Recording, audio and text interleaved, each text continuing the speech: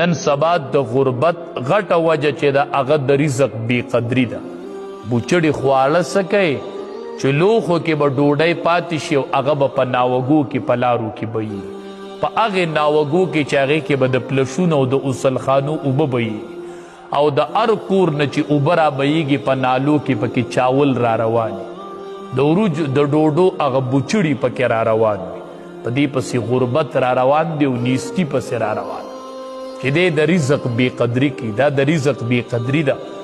دا بوچړي چې په درستخوان پاتې شي په خپله هم خورئ او بچو ته م وایه دا بوچړي روچتوه دا خورئ. په دې الله د بنده رزق سیوا کوي. دا بنده به نه غریب کیږي. تاسو به لیدلي ډېر مالدار به م داسې لیدلي چې اچانک غریبانان شي، ډېره نیستي پرې راشي، دا دی د رزق بې قدري وکړي.